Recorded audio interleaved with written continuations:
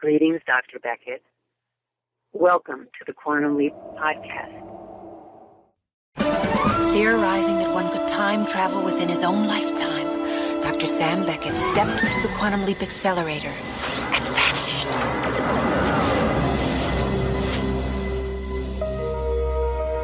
He awoke to find himself trapped in the past, facing mirror images that were not his own, and driven by an unknown force to change history for the better. His only guide on this journey is Al, an observer from his own time, who appears in the form of a hologram that only Sam can see and hear. And so Dr. Beckett finds himself leaping from life to life, striving to put right what once went wrong, and hoping each time that his next leap will be the leap home.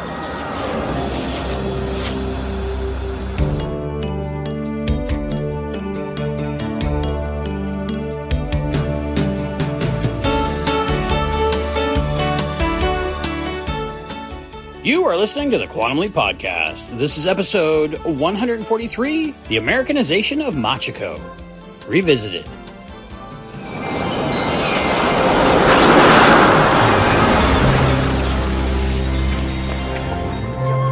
Oh my God. I'm Popeye. I'd leap back as Charles Lee McKenzie, aviation machinist mate, 2nd class, U.S. Navy. Japanese yen and the sea bag told me he was shipping home from the Far East, and home appeared to be Oak Creek, Ohio, August 4th, 1953. Charlie! Welcome home. Dad? It's good to see you. Throw that thing in there.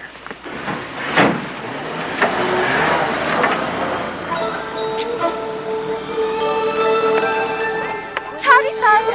Mate! Mate kudasai! Hey, Charlie. Mrs. McKenzie? Mr. McKenzie? Oh. What can we do for you, Herman? Well, I found this lady wandering on Main Street, and she claims that she's married to your son. Uh-oh, Sam. Trouble in River City. Don't blame me. Blame Ziggy. Charlie-san, Yokata. Mr. and Mrs. Mackenzie, I am most honored to meet the family of my husband. Surprise! They never accepted her. She had to go back to Japan alone and heartbroken, and she never remarried. She can have the summer porch. The spare room will do fine. That's Eileen's room. It's not a shrine. But that's Eileen's room. Who is Irene? Charlie's sister. She died over a year ago. Such news saddens my heart. Charlie, how could you? How could I what, Mom? What? You just waltz in here with that Japanese bride and expect me to take her in? How could you do this to me? I wasn't thinking of it as doing something to you. That woman will never be part of my family. Do you hear me? Never.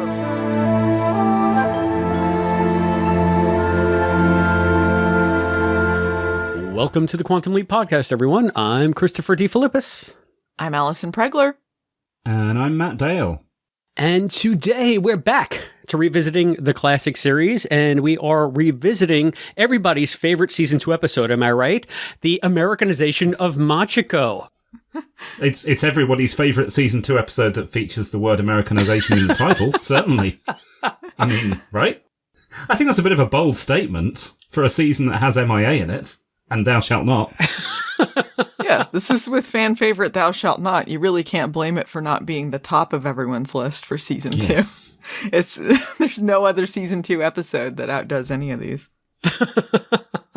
Well, I will save my initial thoughts for initial impressions, but before we go there, we have an interview with K Callan in the archives that I listened back to this morning, and I want to run that. So I think we're going to rerun that after the break on this episode, because Albie spoke to her and she's interesting. And if there is an interesting part of this episode, K Callan is it. So I'm happy that we got her on the record about playing this character. Again, lots to say, but I'll wait for initial impressions. But just I want everybody to stay tuned for that after the break. Kay is great, and she spoke to Albie many years ago, but interview still holds up. So, and she's still working. And she's Superman's mom. She's Superman's mom. Superman's mom, right? I mean, right there. So you got K Callan to look forward to, everybody. Unfortunately, we have to talk about Machiko in the interim, but Why don't we get everybody's initial impressions? I'm really intrigued. This is going to be an interesting recording. Allison, give me your take. Give me a hot take. What's the hot goss on Machiko? Maybe I'm going to have the most positive thoughts about this episode. I think it's good. I mean, it's not like one of the top episodes, I guess, but I think it's like fun enough. It's got like a message. I know a lot of people don't like it that much. I could see why some people might think it's a little bit, I don't know, stereotyped or something. But for the most part, I found it a pretty decent episode. All right. And you, Matt, how about you? I'm going to go back to a format that we used to do ages ago and then stopped doing, which was talking about the first impressions, the very, very first impressions, because I found this one a slow burn. I remember not liking it when I was a kid, and I think a lot of that was because it relies on knowledge of a specific time in America that I just could not wrap my head around and could not find a connection to. The more I watch it as I've grown up, the more I've fallen in love with it. This is not the best episode of season 2, but I think it's right up there. I really like this one. What's your problem, Chris? Tell us. He's been talking to Fate's Wide Wheel. That's right, Em. Damn, Sam and Dennis, you got me.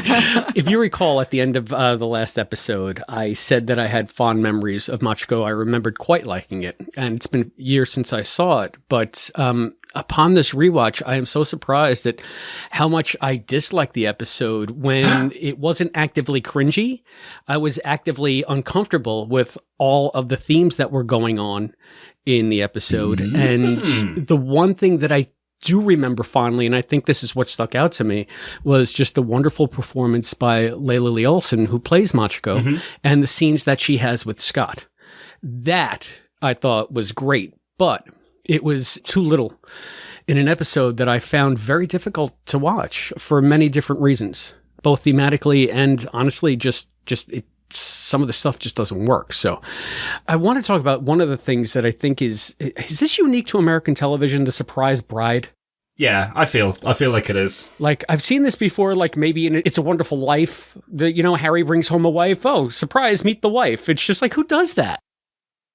My brother did that. But we at least knew who the bride was previous. Really? Oh, okay. So I guess maybe I'm wrong there. Okay, maybe it's not. Okay, moving on from that point. Well, I mean, it was at least we knew who it was. I don't know about like coming up with just a complete stranger, but I guess at least in this episode, it was kind of a twist on it in that Sam was also surprised that he was married. Yes. Yeah. That's so cute, though. The look on his face when he realizes what's going on. He's like, I'm loving this. I'm enjoying this. Yeah. He finds it really fun. But here's one of the first things that I found very clunky about the episode. I mean, so he gets off the bus, and it's understandable that he leaves Machiko there at the bus station, and it takes a while for her to get back to him. And once she's revealed, she doesn't say, hey, why did you leave me in the middle of town? Why did you abandon me? She just like acts like nothing happened. And he's just smiling and laughing like nothing happened. Oh, isn't this funny? Isn't this great? You never said, oh my God, I'm so sorry. Are you okay? Or it just struck me as an odd way to go. Can we start by going back slightly further than that before we go into that point? One of my few negative points about this episode, the opening monologues from Sam at this point are usually a touch cliched. This one just hits a couple of home runs there. It's a little like leaping out of the frying pan and into the fire for Disco Inferno, and then sometimes it feels like I'm lost at sea. What? They were stretching. Can you imagine if they kept this format? If he's trying to get out of from rape to diaper monkey, like how is he gonna do one of those intros? I don't know. Yeah, I don't know. You see him punch Kevin through the gazebo and say, just when you think you got one problem licked, bam, you son of a bitch, you're put into a whole new test. When you're on a leap, you meet a lot of animals. He comes in strapped to the accelerator, whatever that thing was that he was in Diaper Monkey, right? The centrifuge, or yeah, some sort of space thing. It was clearly about now they decided we need a saga cell. Well, I mean, it's still a little bit before we get to Another Mother. We still got a handful of them. Oh yeah, they carry on a couple more months. Sorry, but yeah, I wanted to get that out of my system before you talked about. Thank you for bringing it up, because those parts to me are still all new. Like, this is the first watch through I've done of Quantum Leap with the original sort of things intact that weren't cut for syndication with just the Saga Cell. So it's very interesting to me to see how bad some of these are and the lengths that they have to go through to link one episode to the next. It's almost like watching a train wreck. Like, how are they going to do it this time? Yeah. It feels very dated. It feels corny. We had the same thing in the UK, because when we first ran the first 2 seasons, they were run a little bit out of order, enough that the BBC just chopped out those flashbacks. And when, in the 90s, when they released a handful of the episodes on video, in the US, they were just the full unedited versions. But in the UK, they did the same thing again. They said, all right, well, we can't have flashbacks to Disco Inferno when we don't have Disco Inferno available for sale. Those poor British buyers of the videos will get confused that they haven't been able to purchase Disco Inferno. So they edited it out. So I think it wasn't until the DVDs came out that I saw this either. Yeah, and I think it's an interesting bit of Quantum Leap history. It's fun to watch them this way. I love, like, the little cornball recaps, or like the idents that you'd see on commercials when you watch them on air. You know, like, Quantum Leap will be right back. And you have like the little logo and stuff, like moments in time. So something like this does feel dated, but it feels like, you know, this was what the presentation was then. You're kind of like taken into the time when this show was made. So it is a little bit cornball, but like, I enjoy seeing them. I was glad they switched to the Saga Cell eventually, because they were really stretching for what these segues were going to be, and it felt ultimately unnecessary. You know, like, the Saga Cell was nice because it just explained the premise and that's it, and you don't need it to be attached to whatever show it was previously leaping into from. Yeah, and that's almost like they had to stick to the conceit of previously on Quantum Leap, but Quantum Leap didn't need that. And I think that they were also really concerned that people were going to be confused about the premise and what's going on. So anyway, they can engage you into the fact that he's moving around to different places, different eras, different bodies. Yeah, I think they needed the Saga Cell because it explained the show a hell of a lot better than those recaps. The recaps really didn't do anything. Yeah. Like, they are unnecessary to the episode. Some of them open with leaping around in time, which is just about enough, like, bare minimum to explain, oh, here's what's going on. But not even all of them have that. Some of them just assume you already know that. So yeah, what's the point? I think they just didn't know how to begin the episode, because it starts with him leaping in. You need to leap in from something. So maybe they were trying to demonstrate, you know, like, how jarring it was for him. I guess they eventually started doing it from the Saga Cell. You know, maybe they just didn't know exactly what to come in from.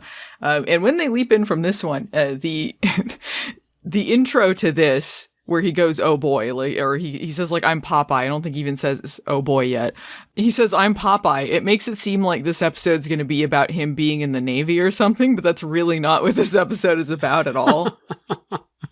Yeah, I don't know if they had gotten the idea of the tease down quite yet. I think it was still like, okay, hey, this is the situation he's in this week, and maybe we don't have to link it thematically to what's going on, because it's still novel enough where you say, oh, wow, no, he's a sailor. Like, just the fact that he's in a different person.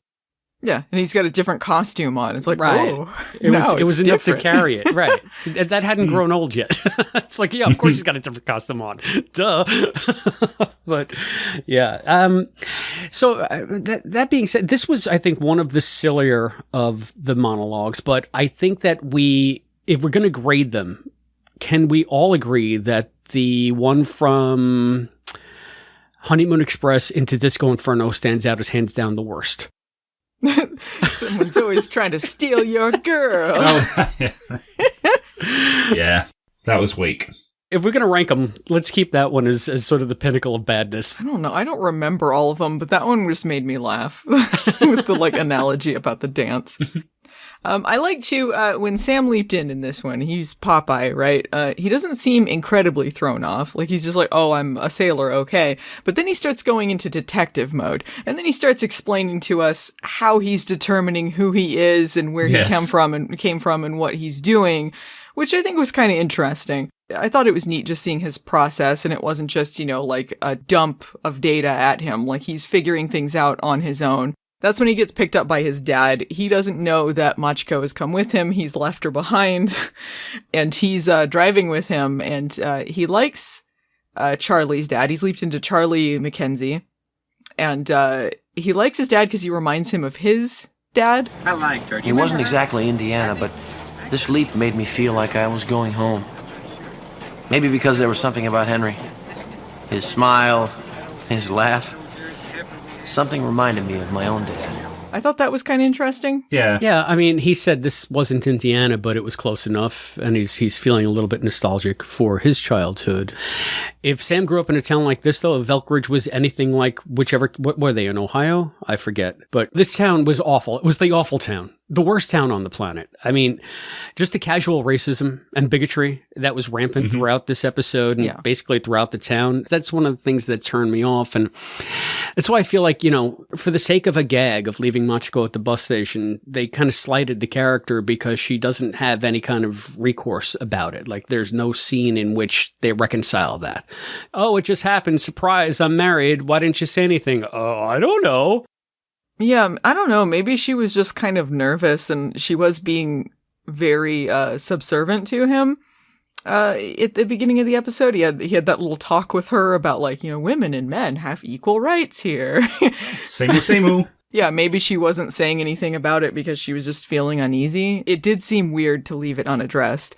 I do think it was kind of unusual in this 50s small town farm area.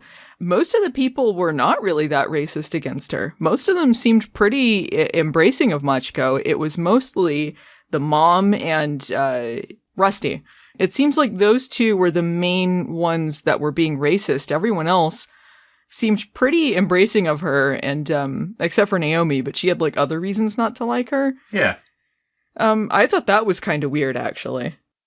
I can see what you're saying there. I guess because the characters that we spent time with were defined by that, and that's what got me. And the one thing that might contradict what you're saying, Allison, is the scene where they're going through town and he's buying Machiko the clothes, and when they come out of the store, on the side of the truck it says, "Go home, Jap." That truck is out in the middle of the street. Rusty obviously did it. Everybody passing by had to have seen him doing it out in the open. Nobody stopped him. Nobody said anything. Right. Yeah, I think like that sort of thing would be blatant and people wouldn't stop someone from doing that. Yeah. So, I mean, that struck me, but I know that we're going to complain about her a lot in the course of this episode. So I want to say right now, anyway, I'm going to complain about her a lot in the course of this episode. So I want to say up front, K Callan did an amazing job as Lenore. Like Louise Fletcher, Kai Wynn level hate you stuff. She was amazingly hateable in this episode. She did such a great job.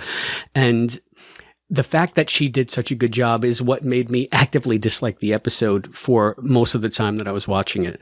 Like I said, some of the things that made me cringy we can get to, but just her unrelenting toxicity and the fact that she was just so closed off and so rude and just did not respect anything or anybody except for her own fears, her own prejudices.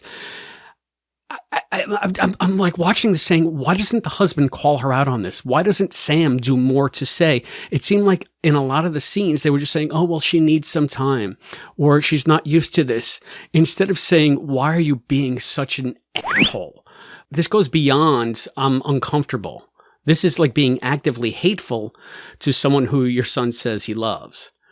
And it doesn't just go with Machiko, though. It's almost with like every relationship she has. But Machiko, of course, is the focus because of the episode. Were you guys feeling the same way when you were watching it? As just, why doesn't anybody stop this monster?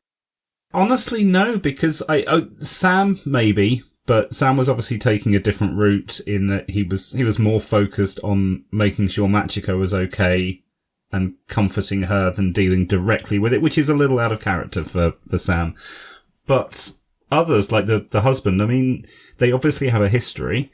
It felt like a very believable relationship between the two of them. And perhaps this is something that's come up before, or just either way, he knows there's no point coming out and slamming her down. Yeah, I've had uncles who were married to aunts that were maybe not blatantly racist, but maybe not the nicest people. And a lot of them were kind of like that. We're just like, I don't know. I tried talking to her. I'm married to her. Whatever. Yeah.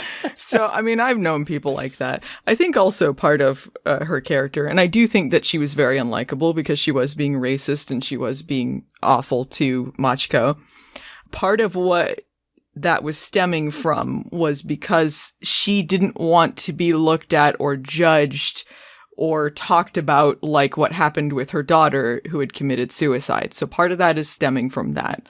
I think part of it also is small town racism and things like that. But, as far as her husband not speaking out against her or things like that, oftentimes people who have prejudices don't just define themselves by that prejudice, so it might not have come up as much. She probably didn't come across a lot of Japanese people. Maybe he didn't care that much. I don't know, but it didn't seem that unbelievable to me that he wouldn't really step up and say anything, even though he probably should have for his son and for Machiko. I'm glad you mentioned the story about the daughter as well, because that was one of my favourite elements of this episode, that there was effectively this whole other story that had happened beforehand, which could have been an episode in itself, that was so well explored in a couple of very short scenes. I found that whole thing was fascinating, and we never saw any of it happen. We didn't even see it in flashback. And I thought there was some great material there, and a great environment that was created around this thing that had happened before. Well, that was the real turning point for Lenore's character, too. When Machiko's in the hospital, she says, I can't do for her what I couldn't do for Eileen. And her finally embracing vulnerability, being gawked at, letting go of what she'd been holding inside her when she comes to the wedding dressed in the kimono. Mm-hmm. That was her letting go of that as well. So, yeah, it all kind of came together in the end. Yeah, and I understand, the arc that the character went through. I have problems with the way it ended, but let's just stick with the daughter's story for now. So Lenore had a daughter who got pregnant and who, I guess she said they were all laughing behind their hands at her. And even Naomi says, when everybody abandoned her, apparently including your own mother, I was the one that stuck by your sister until the day she killed herself. They said it was an accident, but I know she drove off that bridge out of the shame and out of the guilt and all that. So basically we have Lenore who almost drove her own daughter to suicide with her non-acceptance, yet she still doesn't learn her lesson. Well, that was the point. Yeah. That's what she was learning in this episode. You've seen Quantum Leap before, right, Chris? I mean, people learn things. I don't know. You know what? I just found her so unlikable. It's like now I'm supposed to feel bad for you because you were an utter asshole to your daughter to the point where she had to kill herself to get away from you. It's like, so is there supposed to be redemption for this monster? Like, is that what we're looking at here? I don't know if I want to hear your side of the story. Yeah, I mean, I guess you don't have to like her by the end. That was the arc of the character, but it is difficult to watch scenes where she's berating Machiko for cleaning the floors or making rice and like throwing it out, or when she's like so cruel to her that she runs out in the middle of the storm, almost gets killed. So she does a lot of bad things in this episode. I feel like they added enough layers to her. You understood how she got there, and hopefully she was able to mend things in the end. It seemed like she was attempting to, anyway. Oh, I have a problem with the way she did that, too. I gotta be honest with you. She's like, now the wedding's about me! Exactly. You read my mind, Allison. It's just like, oh, it's always about you, isn't it? Yeah. It's. I don't know if this would be a real wedding, because it's technically, they're like, well, we got to get married the American way or in a Christian church or whatever, but they are already married anyway. I don't know why Sam thinks like, gulp, I better get out of here, or maybe like God will consider me married and that's bad. And I'm like, what? Since when does he care like about that? There's that whole bit earlier on where he uncomfortably says, like, Charlie loves Machiko. He's like, I can't say I do. Right. I can't, even though I think Sam kind of did. He seemed kind of into her. Oh, yeah. They were a sweet couple. You could see it in his eyes. Yeah, he was smitten by her. I mean, but I was smitten by her, too, so. I think Charlie, as a leapee, is probably one of the people closest to what Sam is like outside of when he leaped into like himself. You know, like there's a lot of similarities between the two. It's not really about like an awkward situations that Sam is in. He's just fixing a situation for Machiko. Like he doesn't really have to try that hard to be someone in this leap because he kind of is comfortable in who he is in the sleep. Yeah. They're very, very similar background, very similar person. So that makes sense. I hadn't even considered that part of it. So it made it easy for him to focus on what he had to focus on. But they did try to allude to that with Lenore saying, There's something strange about Charlie. Strange? He's different. Well, he's a man now. No, it's something else. The look in his eyes. A mother can tell. So I was wondering if they were going to explore that a little more, but it seems like they just dropped it. And it'd be interesting. Again, I've always had this theory that if somebody replaced someone that you love and that you know, you're eventually going to notice it. You're going to notice something's off anyway. You even called me out on it once, Allison. What, do you think that I would think that we're replaced by a time traveler? No, but I would know that something is up or there's something off about them. And I thought it was nice that Lenore could, cop to that. At least she had this connection with Charlie as she thought she did. And they were able to hand wave it away because he's been away for 2 years, right? So, he's a man now. He's grown up now. Yeah. I think also if it hadn't been Sam, he probably would be different than how she remembered because it had been 2 years he'd been away, and it might also have been her projecting a little bit like, well, my Charlie wouldn't go off and get married with a Japanese girl, like he wouldn't do this. There's something off about him. Like she might have noticed there was something off about him, but that might also have been part of it, I think. Yeah. The dad says, well, he's a man now. I'm thinking the dad is thinking, you know what? Yeah, he's gotten laid. That's why he's different. Yeah. He had some sex. We don't say that in the 50s, but he's a man now should do. You get it? It's code, but you get it. We all knew what he meant by that. Just like Naomi was. Yeah, let's talk about she sex, waited baby. for marriage. He's just lucky that I waited. The way I heard it, you didn't exactly wait, Naomi. What I meant, Lenore, is wait to get married. Another cringeworthy element of this episode to me was Naomi. When I wasn't annoyed by her, I felt so sorry for her because she had the most thankless role, even more thankless than Lenore, of just being even though, I don't know that Tommy's even on the show yet, but a Tommy-style vamp. Even though Tommy didn't write this She one. crazy. She's just crazy. This oozing sex bot that throws herself at Sam for comedy, because that's what's funny on Quantum Leap. You know that anytime we have a woman who's unattached, they are going to attack Sam against his will. And is this the first instance of that? No, I don't think so. I think Starcross was the first one with the college student that was throwing herself all over him. Yeah. Okay. Yeah, but when you filter that down to just the ones that are actually properly a bit unhinged, of which there's a few, I think this might be the first. You don't think the lady in Starcross was a little unhinged? Jamie Lee? She's a loved up kid. She seemed a little unhinged to me.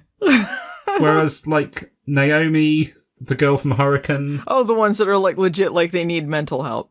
Yeah. I don't know if Naomi needed mental help. I think she was just a jerk. She was a little bit, like, all over him and, like, not listening to him in a way that is, like, this is how it happens on TV, I guess. Mm-hmm. I did like the setup for this. He's in the barn, and then, like, he's like, oh, it's so sweaty. And then he, like, takes his shirt off, like, blatant fan service.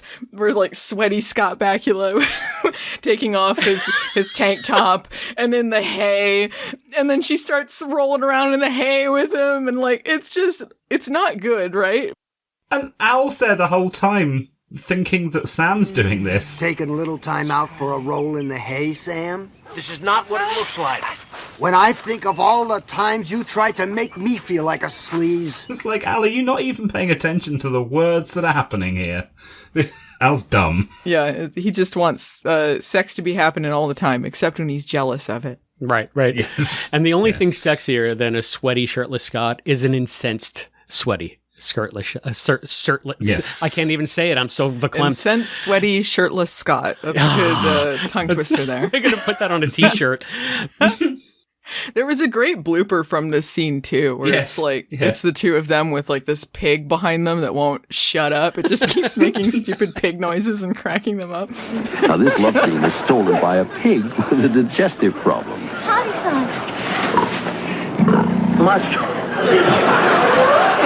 Reverend Belcher! I'm sorry. I mean, that's what pigs do, right? I don't. Right. What were they expecting? Oh, we know Scott had experience with pigs on the set. Yes. Crapping all over him. Hopefully this one didn't poo on him. Yeah. They were probably rolling in pig poo, though, right? There had to be pig poo on the ground in there. I mean, I'm guessing. But so they played that, the sex vamp stuff for comedy. And I found that so cringy. Especially the act break when they have the whole thing where everybody's saying each other's names. Charlie-san! Machiko. Naomi! Reverend Belcher! Oh, boy. It was just like, this is so freaking contrived. Yeah. The Rocky Horror moment. Yeah, can you explain that, Matt? So behind the scenes, Matt sent a supercut of the Naomi, Reverend Felcher, Machiko, whatever that the end was, and then what did you put on the end of that? You either get it or you don't. It depends whether you've seen Rocky Horror, but there's a famous scene in Rocky Horror where everybody comes into the scene together and it just cuts between people saying, Janet, Dr. Scott, Janet, Brad, Rocky. Janet! Dr. Scott! Janet! Brad! Rocky! And that happens like 3 times over. You see, you were thinking Rocky Horror. I was thinking of the Shrek scene. Yes. Donkey! Harold! Shrek! Fiona! Mom! Harold! Donkey! Donkey! Yeah. I'm the only one who can't pull up a ready reference, although this happens on TV all the time. This to me feels like as tropey as the the surprise wife. It wasn't just everyone calling each other's names. There was a whole big setup for this, right? For it to be like a big laugh moment. Naomi comes up to Sam and then knocks him over and they fall over and then he kind of yells as they're falling. And then Machiko, who has taken her top off to do some like laundry, because it was like, I guess, a common practice in Japan just to like do this topless. So she runs over to see what's going on. And then she thinks that Charlie's cheating on her. And then like they are freaking out because she's naked, and then like the women are freaking out because she's naked. The men seem quite happy about it. Yeah, the mom and the dad and a reverend and his wife are on the way over there, and they hear the commotion. They come in, and so the reverend also sees what's going on, and then they're like the women are kind of scandalized about it, and everyone says each other's names, and it's so hilarious. All these things came together. I was just like, please cut to black. Please cut to black. You can't cut to black fast enough. Oh, it's still going on. Oh my God, I know it's the end of the act. Just end. Meanwhile, through the whole thing, Al is there and he's got this amazing outfit on.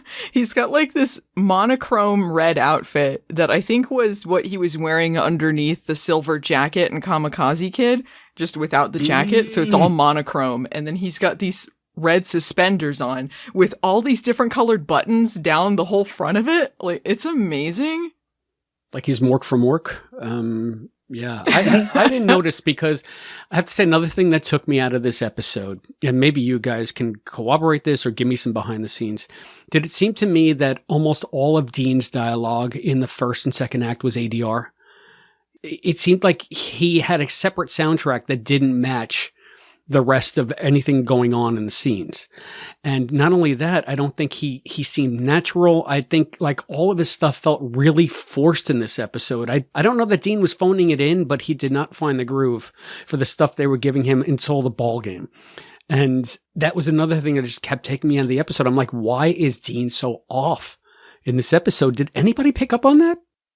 I hadn't noticed any ADR specifically. I don't think Charlie Coffey, the writer, really got Al's voice until the second half of the episode. But Dean's usually better than that. That shouldn't matter. But yeah, maybe. It's not something I'd really considered. I didn't really notice. No? All right. I mean, it might be like they had him ADR because like sometimes it would be like a bunch of other dialogue going on and they wanted it clear what he was saying, because he would explain a lot of things about Japanese culture to Sam and about Machiko, I guess because he was stationed there at some point. Yeah, that's that time he ran away from the orphanage and went to Japan. Well, would he have been stationed there in the Navy at some point? I mean, yeah, probably. I'm assuming that's what he meant, stationed. He's been everywhere. Yeah. I was making a little joke. I think he might have also brought that up in Lee Harvey Oswald, that he was in Japan at some point. Yeah, no, I didn't notice that, but I did love him in the baseball scene because he was just so into it. Like he was just like, "It's a beanball, ump! It's a beanball! Got my man in the head!" Like, it was very good, and then he was like getting really animated, like when Rusty's causing a fight with Sam, and like Sam did not look more like a golden retriever in any other episode than this episode. He's got his flowing hair that looks kind of sun-kissed, and he's leaping in the air, like just like feet in the air to get this baseball, and then like they get into a fight, and Al is like doing little fisticuffs in the air, like, give him a fat lip, he deserves it. Sam, pop him one for me. Pop him right in the lip. Give him a fat lip. It's just very good. Big fan of early season 2 Sam's hair. It was very good. There's 3 or 4 episodes back to back that just really show it off. And this episode was much more brightly lit than others, I feel like. It was very bright and colorful, and his hair just looked golden in the sun in the baseball scene. You just want to stroke it, don't you? I think this is also the episode where, blink and you'll miss it. There was a scene where they're at a picnic, right? And there's a dog, and then Sam throws a plate to it. I don't recall that. Oh. I think this happens. I'm going to find it, actually. Does the plate say Frisbee on it? Yeah, he invented the Frisbee, What? and I think this What? was No, like that's a Back cut. to the Future 3. What? Well, it was in this episode, too, and I think this was in the script, but in the episode, all you see is just a dog, and he throws a Frisbee to it, like a plate, and then they say, like, he invented the Frisbee or something, but here it's just, you just see him throw a plate at a dog. I'm going to find... I'll tell you the time code. Do excuse all the clips that are on the clicks that are happening on the soundtrack right now, because obviously I'm bringing up the script. It happens during the picnic. I'm gonna find it. The weird thing is, I've got a summary of all like the important stuff that's notable in the scripts, and I read that just before this. Not actually the script itself, but just the notes, and it's not in my notes as being something of importance. All right, go to 2803 in the episode if you have it ready. Yeah, I'm on the script instead. People who are listening at home, 2803. They are at a picnic table. Scott Bakula is next to a dog. He holds a plate and then he throws it and the dog goes after it. And that's all you see in the episode. But in the script, there's a bit about Frisbee in it. Okay, here it is. You see? Yes. You see it? Yes. Yeah. There's the Frisbee thing. The dog licks his chops. Sam looks around, then flings the pie tin. The dog catches it in midair. Sam walks off. The dog runs back with it to his owner, who sits on the grass with a friend. You see what your dog just did, Frisbee? So is Frisbee the owner of the dog? I guess. I don't know enough about the history of the Frisbee. Was it a person named Frisbee? I mean, yeah, maybe it was. I'm joking about what a dumb name, but actually maybe it was somebody's name. It might have been someone's real name. Oh, now we have to look it up because people are going to demand to know. No, it was invented by Walter Frederick Morrison. Oh, okay. It's lies. Quantum Leap is going to lie to us. So maybe that's why they took it out, because it was inaccurate. It was inaccurate, so they had to cut it. So, but it does mean I can safely say Frisbee's a dumb name, with apologies to any Mr. Frisbees that are listening. Yeah, someone who's listening that's named Frisbee is like a single tear is going down their face. I love that that's like a cut kiss with history. So if you don't know about it, you wouldn't think about it. But if you're looking at the episode and you see Sam throwing the Frisbee at the dog, that was a bit. Man, I'm like a week away from going to print on the next edition of my book. This is like a last second insertion. So, but now another shocking script revelation. Is it on par with the Ford ice cream cone snafu and Disco Inferno? No, nothing will beat that. That's so stupid. So Sam invented the Frisbee. We all know it in our hearts to be true, even though it wound up on the cutting room floor, if it was ever filmed at all. This is just amazing. So this was written, the version of the script that Allison and I are both working from was written in August 1989. So this was around about the time that Back to the Future 2 and 3 were starting to come together. Like, Bob Gale was thinking the same thing at the same time. Hey, we need to invent the Frisbee. Yeah, I guess everyone's like, well, how did the Frisbee get invented? And, oh, what if someone did a high five and they didn't get it?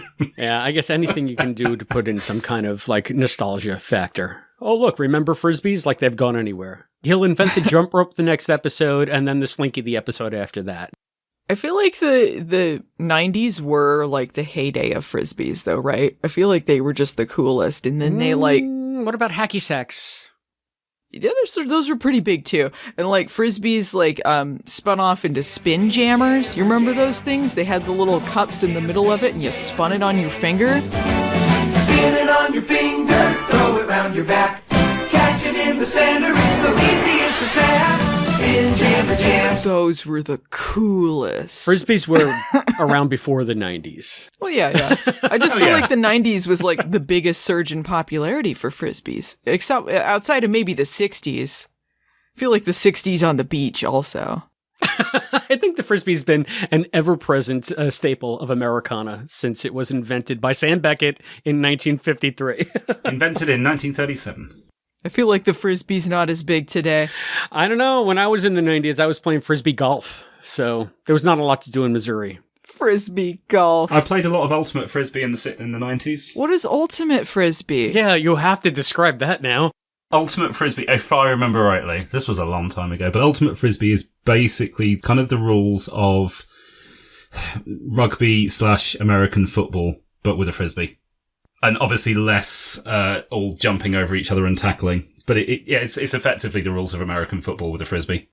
Wow. People who actually play Ultimate Frisbee are cringing right now at that gross simplification, but it is effectively, you're throwing it to each other, trying to get it towards an end zone. Okay, that sounds extreme. Yeah, I remember really liking it. I thought it was a lot of fun.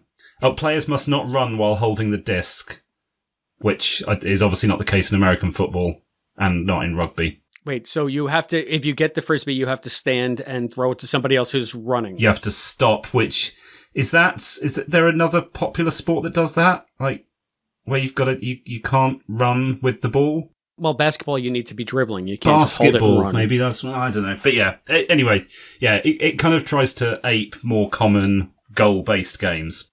I used to really enjoy it on the basis that I wasn't very sporty and I used to get afraid of balls flying around and possibly hitting me in the head and hurting me. I quite like the fact that a Frisbee was relatively safe and bouncy. Heck yeah. So, yeah. Sounds fun. That's why Charlie was initially attracted to Naomi. She was safe and bouncy. So, getting back to Machiko. She was so mean to Machiko. Like, she's like, this is what American girls dress like, and this is what their makeup's like, and then everyone compliments each other by saying how fat they are. Shut up, Naomi. That goes even further in the script as well, doesn't it? Does it? I just remembered the Frisbee thing, and then I didn't commit anything else to memory of the important parts. Oh, yeah. So after she said, yeah, congratulations on your prosperity. You're both very, very fat. And then she gets corrected and she's about to shuffle off. But then she remembers she's been told how to say goodbye. And so she says, maybe I will see you again when you're hot to trot. And that's when everyone goes, what the hell? And then she leaves. And that's when she realizes she's been had. And that's literally what it says in the script. Machiko senses she may have been had. And then she has that confrontation with Naomi. Naomi-san, you lied to me about American customs. Now, why would I do that? I think you are not a very nice person. Yeah, I like that confrontation. I liked anytime Machiko stood up for herself, and I think the script also does her a disservice to make her into as stupid as she needs to be in any given situation. She seems to know enough English and enough of the social norms to know that Lenore is... this is not normal, right? This is not how mothers-in-law in America treat their daughters, and she realizes that she's got an uphill battle with that. But then just these blatant insults, like, I don't know. Like, Machiko seems like really smart, and brave. Like she'll come to another country with a new husband by herself and get to the husband's house somehow by herself alone from the bus station, not complain about it, and then be gullible enough to insult somebody based on the say-so of a person that's literally in front of her trying to fuck her husband. Yeah. So it's just like, what? Like, why? Machiko, poor Machiko. The script does her many disservices. Yeah, I feel like there were some parts of the episode that felt like they were a little condescending to her, or she was written a little stereotypical. But I mean, I don't know. I can't like speak for anyone who's actually Japanese or Asian, you know, like what they would think of this portrayal of Japanese culture in this episode. I just felt like some of it, like when Sam does the speech, you know, about equal rights to her and stuff, it just felt a little too talking down. I don't know. No, yeah, it's a little condescending, right? But I think it still seems genuine, like, and again, maybe that's just because I like Scott, and I thought that those were the scenes that I enjoyed the most. I think he played it really well. I think both of them played it really well because you felt like they really liked each other. I just don't know about, like, writing-wise what other people thought of it, if I was just seeing something that maybe is not there, but it felt a little bit like that sometimes. But I do think, like, the performances felt very genuine from them. So, like, I was really rooting for Machiko because it just felt like she was a really sweet person. Yeah. And if there are, you know, I'm sure that we have some Japanese listeners or Japanese American listeners that might have a greater insight into this. If you do, please write us and let us know what you think of the portrayal of Machiko in this. Was it just 80s TV bullshit? Was it genuine? What was it? Like, how did it come across? Does it age well? Is it a thing where it seemed okay for the time, but now it's just like, oh no, you know, because it's so sweet. So it kind of gets in under the radar, but is it still problematic? Just curious to know about that. Yeah. What I loved about that scene though, the one that's on the porch, it's such a small thing, but they're so good together that it comes to life, and you don't even realize that it's just one long take, where they just do a slow push into the two of them. But that's got to be like a 3-4 minute take that no cuts, no nothing. They just nail it in one. And it was terrific. Same thing with when she's picking the flowers, even though that's more stage business. Like there's not a lot to screw up there. You just have to kind of stand and watch her do it. Yeah, it was cute. But another sort of just nice long scene of her doing her thing, like Machiko being Machiko.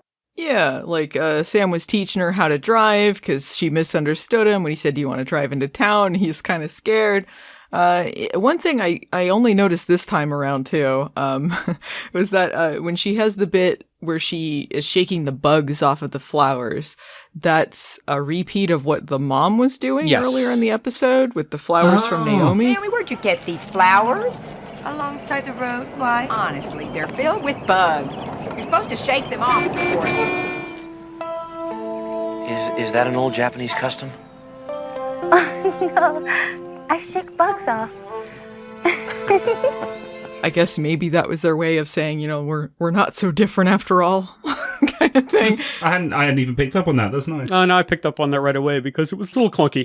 Yeah, I guess I just never paid attention to that, and I'm like, oh, okay, I see what they were doing. Yeah, we're all the same. But it's funny because that scene in the beginning when Lenore is bitching at Naomi that she didn't shake the bugs off, more just casual judgment. She's basically calling Naomi a whore. The way I heard it, you didn't exactly wait, Naomi. Yeah, maybe she just didn't like her because she was kind of like, I wouldn't call her a whore, but maybe she was like, you know, she's being judgy of her because she was sleeping around and she was just trying to get with her. And now she's trying to get with Charlie. Yeah, but I think like, okay, I guess I should clarify here. I don't think there's anything wrong with if someone wants to casually sleep around. I think there was something wrong when you're trying to non-consensually do it with people like she was doing with Charlie. I think that was the part that was problematic. What I was pointing out there was the fact that Lenore was just casually judging her. And this is just who Lenore is. She's just a monster. So no matter, it doesn't have to be Machiko. She would have as much problem with Naomi. Right. Well, because she's sleeping around and like her daughter was knocked up when she killed herself or, you know, after, you know, yeah. She was probably projecting some of that onto her. Insert toxic reason here. Yeah, and she was also, according to Naomi, the one person who stuck with her daughter when she was going through that. So, I don't know. I think also she just didn't like her because she was kind of annoying. I think she was just kind of annoying. Yeah, she was. Naomi. But it was a good portrayal. I thought Eleanor Wohl did a great job. Yeah. Yeah, I mean, listen, she ran with what they gave her. And I can't fault any of the actors in this episode for the things I didn't like about it. They all did wonderful with what they were given. I just didn't like what they were given. And I mean, K Callan did so well that I couldn't stand her. So, I mean, that's, slow clap right there. She was so awful. She was great. The fact that you're compared her to Kai Wynn, I think that's a good sign. Yeah, exactly. I mean, that is high praise indeed. Huge compliment. Yeah. Someone that didn't work for me quite as well, Pity Party Rusty. I was playing baseball, and then I went to the war. When I came back, they wouldn't let me play baseball, and that was the fault of the Japanese. And he compares himself to Homer from The Best Years of Our Lives, who got his hands blown off. That's me. I'm the guy from Best Years of Our Lives. You took my arms. I was waiting for him to say that he was injured somehow and he can't pitch the same, but no, it's just that he aged out because he had to go to war. Yeah. He's projecting all of his issues onto a whole people and onto Machiko, and, it's not their fault. It's not her fault. He's projecting a lot of stuff. I do love the trajectory of this episode because it goes from a smaller story about racism and acceptance and all of the stuff that we've talked about. But then they're like, how do we have an action scene to conclude this? What do we fight? We can't fight racism. What if this baseball guy shows up and then he kidnaps Machiko in the middle of a storm? Like, she runs out of the storm cellar because Lenore's being mean to her. So she gets picked up by Rusty. He kidnaps her to do some sort of untoward business. And then Sam comes to rescue her. And in the midst of the fight, Machiko gets hit in the head with a rock or something. Something hits her in the head and she's injured. Meanwhile, Sam is fighting Rusty in this barn in the middle of a storm. And this guy is trying to murder him. Yes. He's going to put his face into a saw or something. It was a grinder. It was a grinder. Into a grinder. Grinding wheel. His face toward a grinder. Insane. And I love that the whole thing is scored with just storm noises. I legit love that. It was great. Yeah, I mean, it's just so weird, though. They go from that to the hospital and then a slow fade to the church and they're getting married. Yeah, suddenly it's like back to like gentle, like it goes from like that to like anyway. Like, how long did that take? Did we miss the scene where Sam gets the constable on Rusty and gives him a statement about how kidnapping, assault, and attempted murder? Like, is Rusty in jail? Yeah, what happened to that guy? What happened at the end of that? I hope he's in jail. Yeah. Is there something in the script about Rusty being in jail? I thought there was something very good about seeing Scott Bakula in that teal blue shirt, slightly dirty from rolling around, his magnificent hair kind of mussed with just slight blood on his face after just doing an action scene. Like, that was very good, actually. It was almost better than shirtless Scott. It was better than shirtless Scott. It was action Scott, And then he had to rescue Machiko. Al was like, you gotta save her! And then they go into the tender stuff. That's what's great about Scott Bakula. He could rough people up and then he's so tender,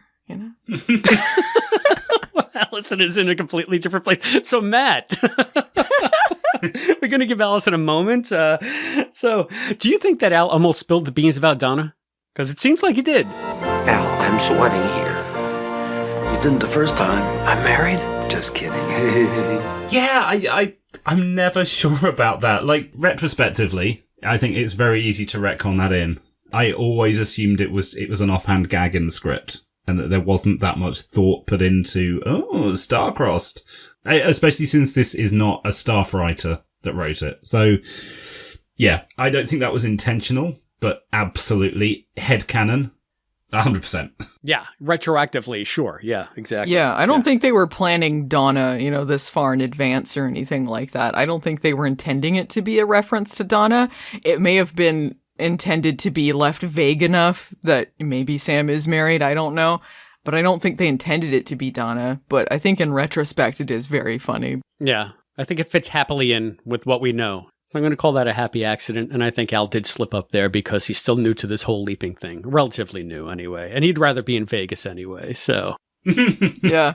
I love that when Sam's waxing nostalgic about the farm and then he's talking about like cows mooing for milk or whatever. Like they're just the most saccharine bullshit dialogue about I love the farm. And then you cut to him and he has this doofy look on his face and then Al's standing next to him, hand on his hip, like, ugh. Personally, I'd rather be in Vegas. Vegas?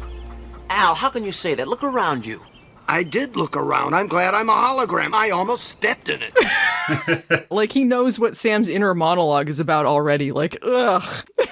That's it. Yeah. For some reason, Dean just seemed completely off in those scenes. It seemed so forced. It's, oh my God. Yeah. Go back and rewatch it. I don't think he did. Yeah, I really don't see the issue. Okay, then maybe it's just me. I'm willing to cop to it. All right. There's some like early stuff where I can see it, but in this episode, I thought he was fine. I thought he had lots of good moments. It wasn't like the most Al-centric episode, but I felt like, you know, he was used well. And I did like the scene too when Sam's driving to find Machiko and then Al shows up to direct him there and then he drives through him and Sam's like, you know, freaking out like, because he's just ran through Al. So that was really good. We have to show off that Al's a hologram again this episode. Yeah, and it's such an easy effect to do, right? You have like the car going through him and you do like the blue screen effect and then you have from inside the car, you just have him standing there and like where I guess the front part of the car's removed or something, like, but they don't have to actually do an effect there, just have him stand in what they were filming in. Yeah, I have no idea how any of that works, but I figure it's got to be some kind of composite shot that's pretty quick and easy to do. Well, I think a lot of productions, not every production, but they sometimes have pieces of a car to film when you're like filming front at the actors that does not have the front of the car on it, so you can have the camera there because it's not meant to actually be driving. They might have it like on a track or something, you know, where they're pulling it forward, but they do have stunt cars for filming, which is probably what they used. It just didn't have a front, so they filmed it from the inside and had Dean Stockwell standing there where there should be the front of the car, and it looks like he's standing in the middle of the car. All right. Did everybody get that? I need a visual guide. Can someone do a YouTube video on how that works? But I thought it was neat regardless. And the fact that they had him out in the storm, but he wasn't apparently affected by the wet or the weather or anything. That was another thing that they made look like he was incongruous to the scene, which really works. Yeah. He had on that nice black vest too, you know, like a very kind of understated Al outfit. No imaging chamber door in this episode. No imaging chamber door until What Price Gloria? There's never been one since the double doors from... Yeah, well, all right, yeah, sorry, I should say, yeah. No, but I mean the one that we know of. The one that we know of premieres in What Price Gloria, although the animation effect is slightly different. We'll get onto that. Ooh. But yeah, there's the glowy door from the next episode onwards. Oh, okay, cool. So that'll be some lore from that episode, so... But how would we know what episode comes next? Because the leap out at the end of this one is him leaping into... The Color of Truth again. Jesse Tyler! Yeah, and this is the one where the, although it does leap out into Color of Truth, that repeat got cancelled. Oh, so it's like he just keeps leaping into Jesse Tyler over and over and over again. So the episode that aired immediately after this one was 2 weeks later, which was What Price Gloria. But yeah, Color of Truth was meant to go in the middle. I want to say that was the earthquake coverage that stopped that. So it was Ben's fault. The earthquake that was QL 2022 was set in the original pilot? Yeah. It all comes together. There we go. Well, we already saw the leap into Gloria anyway at the end of Seymour, so we'll always have that. Yeah, I think it's interesting. The season finale of season 1 goes into What Price Gloria, but then the first episode isn't What Price Gloria. And then when What Price Gloria comes up, the leap out leading into it is Color of Truth. Yes. And presumably had Color of Truth aired, then the Color of Truth repeat would have leapt into What Price Gloria. But since that was never aired, it's never been seen like that. And Allison, that entire sentence that you just said would be well nigh incomprehensible to all but a select few of the population that are Quantum Leap fans. Can you imagine getting that out of context and be like, what? I guess if there's people listening to this podcast who have not listened to every one of them and want a bit more explanation about it, What Price Gloria was produced for season 1 or in the season 1 block, even though it was meant to be aired in season 2. So they had the leap out at the end of season 1 going into it. And then for whatever reason, the schedule got changed. I don't know if we've had an official explanation for it. I think they just didn't want to start with the woman leap. Yeah. Yeah, because it was a risky gamble at the time doing that. So that one aired later. And the reason why a lot of season 2 episodes had leap outs that were from previous episodes was because they were reruns that they were leading into. And so that's why you get a lot of weird same leaps from earlier on. It gets all jumbled up and that gets sorted out later. But I guess they aired a lot of season 1 alongside season 2. Yeah, the whole of season 1 ended up getting aired again throughout season 2. And Color of Truth got aired a lot, which is why you see Jesse Tyler many times, because that episode, it did really well. That was a good showcase of the show. I think that's why they wanted that one to be aired more. Yeah. So what you're telling me is this is not the last time we talk about Jesse Tyler? No. Jesse Tyler is prevalent throughout Quantum Leap. Well, the next time will be the rescheduled repeat after the earthquake. So it got pushed back to later in season 2. If you were watching this for the first time, but you knew the premise, would you think like, oh, he leaped into the same scenario, maybe something else is going on? And then you're like, oh, it didn't happen? I think I know what a rerun is. So I always thought that would be interesting if they had an episode where he had leaped back into the same leap, like in a different person. That would be so cool. You know, do a Back to the Future type thing. Back to the Future 2, I guess. Well, leap, die, repeat. A little bit. To an extent. Yeah. So, we'll see. We'll see how much they play with it, if they're willing to play with it. The one thing that was great about Quantum Leap is it didn't need gimmicks like that. Even the season 5 episodes that were as gimmicky did not need to be so gimmicky because the heart of the show was there. So all that stuff, it would be nice, but it's not necessary. And honestly, I don't really miss it. I just like Back to the Future 2 because I think it's wacky. So yeah, we need more of that. So before we start to go into any kind of final thoughts, one thing I just wanted to point out, I think this episode more than any is really replete with repeat use of familiar locations.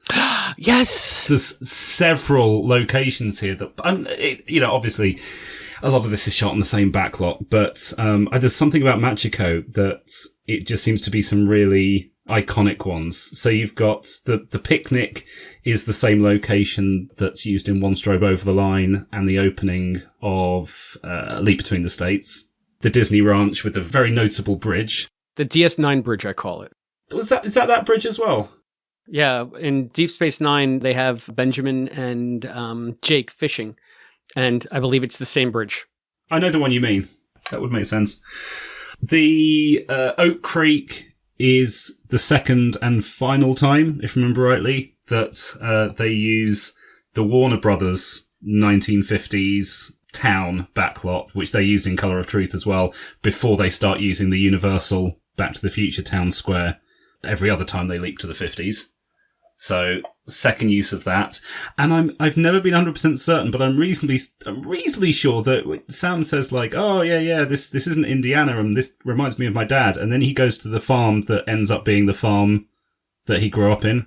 That big red barn in the background looks very much like the barn in The Leap Home to me.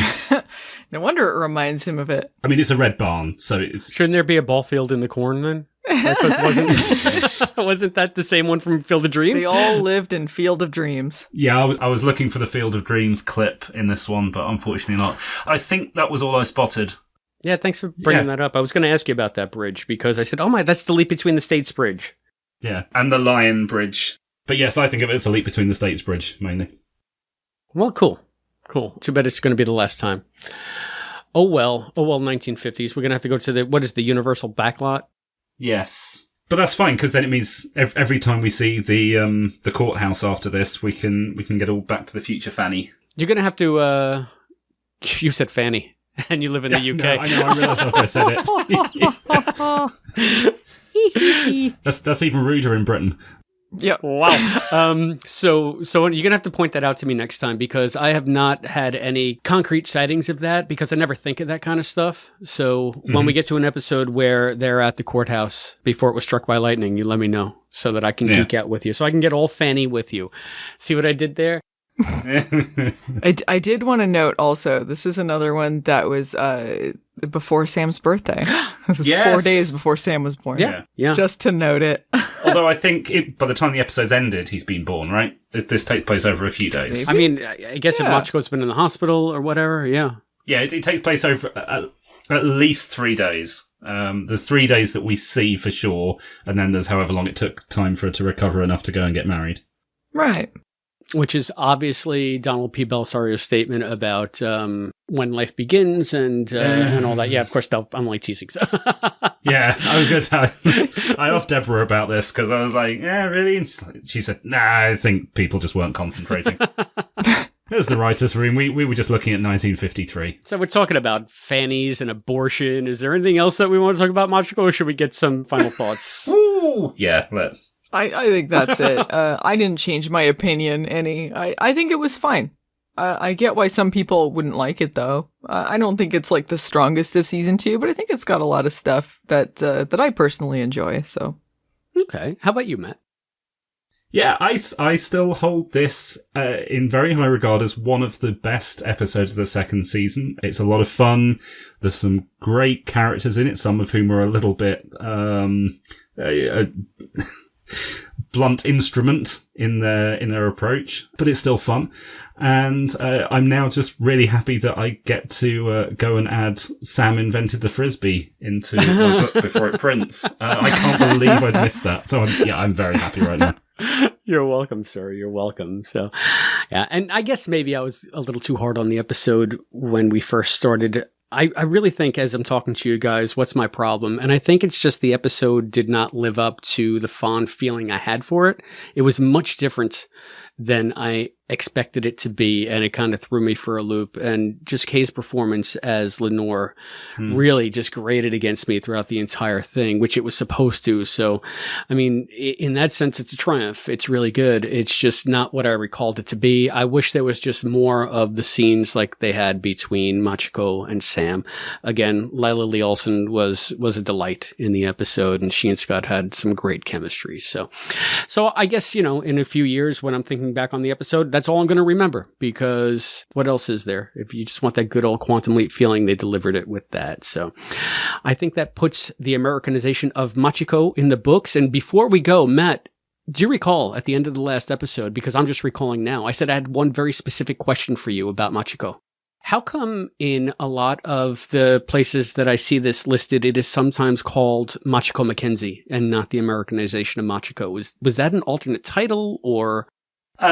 So the only official source I've ever seen, including Mackenzie, is the first edition of the Louis Chonovic book, the Quantum Leap book. Now, that was an episode guide that came out in the 90s that was mainly based on production paperwork that Chonovic put into the book, wrote some fluff around it, and there's loads of photos and it's all very lovely, but a lot of the text in there is directly from production paperwork. Now, we know throughout the show's history there were several times that there were like official lists of synopses the writers' room were using just to keep track of what they'd done and where they'd gone in the past. So I suspect one of those lists said Mackenzie on it, and that was the version that Chonovic was writing from. I can't say that for certain, but Chonovic is the only one that officially said it. Hey, Matt. Yeah? Open up the front page of the script. Is it on the script as well? It says Machiko McKenzie on the front page.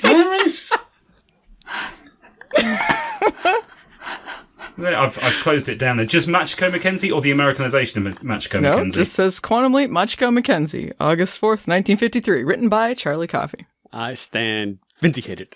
No, I'm talking about the full title, The Americanization of Machiko McKenzie.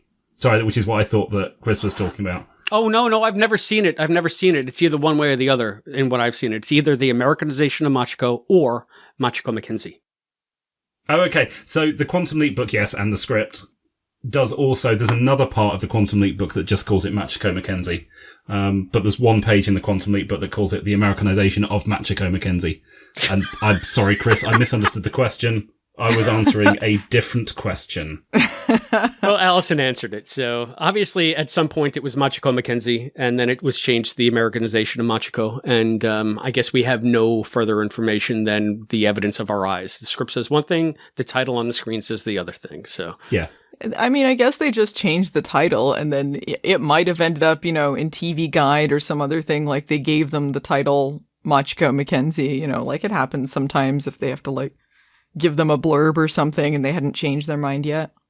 The Chunovic book, the text that it takes, the production paperwork text that it takes, also in a lot of cases matches what was in TV Guide. So it was obvious that paperwork was sent to TV Guide as well. So yeah, quite possibly in the TV Guide listings, it may well have said that as well. Yeah, I think I've seen it on streaming called that as well. So, but definitely any fans out there, and there were a lot of us in the 90s referring to the Chunovic book as our Bible. I think I mentally called it the Americanization of Machiko McKenzie, the full title, for years as a result of that book. So okay, yeah, that TV Guide, all kinds of things. But yes, I mean, that's an obscure question to ask, Chris, when a lot of the scripts went through multiple titles. This is by far not the only one. All right, I'm sorry. This was the only one that I've ever seen out in the wild where I see two different titles on an episode. So no, that's fine. So there's no need to throw a baseball at my head. And I think that was our discussion of Machiko McKenzie, or the Americanization thereof, in the books. We are going to go to a break, but when we come back, we will be speaking with the inimitable K Callan.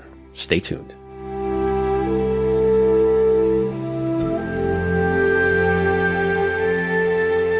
Sayonara, Sam.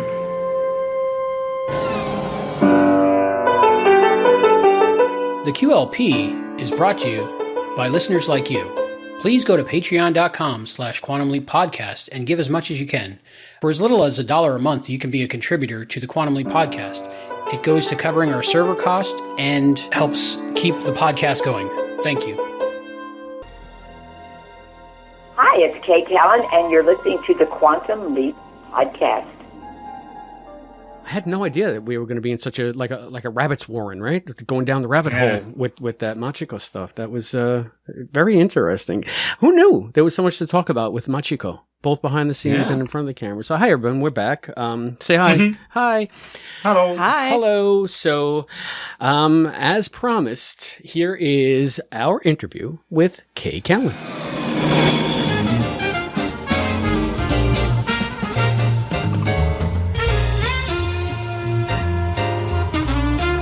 We are pleased today to have with us a legend of stage and screen, Miss K Callan. Callan's professional career began at Margot Jones Theater in her hometown of Dallas, and she has continued through regional, off-Broadway, Broadway, films, and television. Her big break came with her first film role, Jo. Her portrayal of Peter Boyle's mousy wife brought her glowing reviews in the New York Times. A voting member of both the Academy of Motion Picture Arts and Sciences and the Academy of Television Arts and Sciences, Callan is also a past member of the Board of Directors of the Screen Actors Guild. Her most visible television role was playing Superman's mom in the ABC hit comedy Lois and Clark: The New Adventures of Superman. A regular on 4 television series and a guest star on scores of episodes, Callan has played a demented Miss Daisy for Tyler Perry on Meet the Browns and a crime boss on The Mentalist.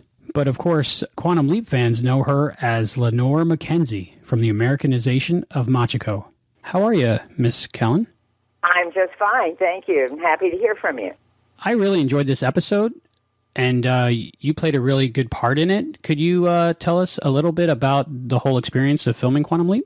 Oh, golly, it was a really long time ago. I remember we shot it over at Universal, and I remember fondly what a lovely person Scott was, and everybody involved with it was just terrific. And the other thing is that I'm always amazed at people on the street who come up, I mean, this is however many years later, come up to me and remember that episode and can quote things from it that I can't even quote. But it was a very interesting thing to film.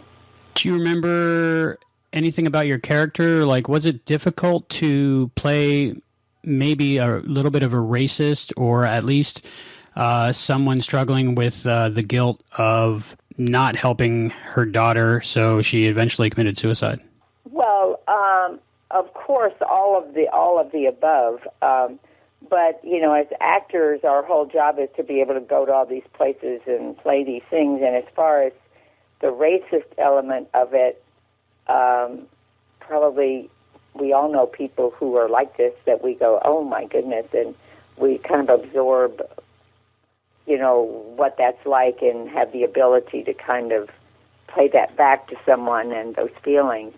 You know, she was filled with so many different emotions, you know, that her son was back, that she'd lost her daughter, that her son was back, and now she's kind of lost her son to this woman who is somebody. And in that particular time, you know, we were, the Japanese people were, you know, up in concentration camps. They didn't call them that, but in camps up, you know, in Northern California, they'd all been, you know, taken away from regular life. And so I think that there was a lot of prejudice, you know, the same kind of prejudice that exists today for various groups.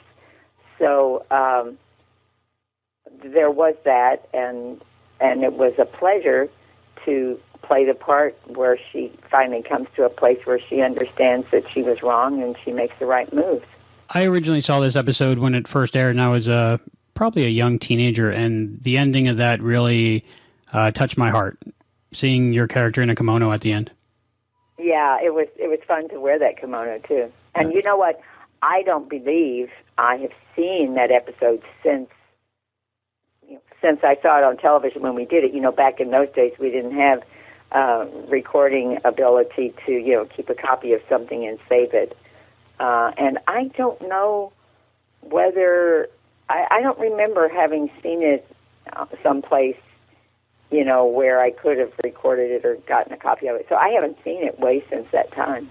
It's a pretty good episode. It really holds up. I think it's out on DVD and it's on Netflix and all that stuff. Yeah, I'll have to Netflix that and take a look at it myself. I'm sure a lot of listeners would like to know a little bit about your experience on Lois and Clark: The New Adventures of Superman. Not a bad moment. As a matter of fact, I've been talking a lot about Lois and Clark lately because it's 20 years since we did Lois and Clark, and it's like the 75th year of Superman. And so there have been a lot of press and online things about that. And I actually, it's so interesting that you asked that, because tomorrow I am having lunch with Deborah Joy Levine, who created the show, and Bob Butler, who directed our pilot. So it's not all lost down in history. You know, we're still all talking to each other and reminiscing about, those days. You are still on television today in all kinds of television shows. A lot of my favorites, like How I Met Your Mother, that was a very funny part you did. That was a wonderful thing I got to do. It was just so much fun. And that particular show plays so much. What was your experience like on Star Trek Deep Space Nine? I'm a big Star Trek fan, and I probably first recognized you from that. Well, actually, that was probably the most interesting story of all, because I had to have a prosthetic for that. And so I had to go in, you know, on a particular day, and, you know, they put that cast on you, which I withstood a lot better in those days than I do these days, because I can't remember what I worked on. I guess when I was on Nip Tuck, they did another one, and I had to be under that stuff, and it's quite an ordeal. But anyway, so they did that, and so it means that every morning you would come to work, you know, at 5 in the morning, and it was a long time that they put that on you, and then at night you might finish at 10 at night, and they've already built another hour in for them to take it off. And when we first started shooting it, I was like, oh my God, this is so interesting. How interesting this is. Oh, this is so much fun. And then by the last day that I was shooting, it was like, oh my goodness, the poor people who are on this show every day and have to put all this stuff on. I mean, that's a very big deal. It's a very big deal. Yeah, from what I understand, you get to a point where you just can't wear it any longer. Well, I think you just, you know, one would have thought before they were on that show, before I was on that show, oh, wouldn't it be great to have a job on this every day? And it was like, no, it really wouldn't be. It's just, you're there. You never see the sun. You get there before the sun comes up, and you leave way after it's down, and you've spent all this time in makeup. And if it were a movie, you know that there's an end date. But if it's a popular television series, that's not the way it goes. Besides being an accomplished actress, you're also an author. Yes, I have a series of books for actors, writers, and directors about how to get work in the business. They're marketing books. They don't tell you how to act, write, or direct, but once you know how to do that, and now most people are like, well, I can figure out how you do that, but how do you ever get a job? So I did a lot of research, and so I have books for those folks. I saw your film on your books in the bookstore. That was yes, right. I enjoyed doing that, and Suzanne Kiley, who is in it with me, she's a young actress that I had known, and I asked her to be in it with me, and she gave me the two biggest laughs in it, so I gave her co-writing credit because she's just a brilliant comedian and writer, and I'm so happy that she did that with me. If anybody's interested in these books, some of the titles are The Los Angeles Agents book, How to Sell Yourself as an Actor, The Script is Finished, Now What Do I Do? And among many others. And where can they find copies of that? Well, they're at bookstores, but also they can go to kcallan.com, and there'll be a whole page with all the books, and you can see what book and what they're about and order one if you want to. But they're also at Barnes & Noble and like that. My mom actually wanted me to tell you that you were on her favorite episode of All in the Family. Oh, that was a wonderful episode. What a gift that I got to do that. That is an episode that has changed many lives. That was quite a groundbreaking episode in its day because it was back to prejudice. It was about gay prejudice.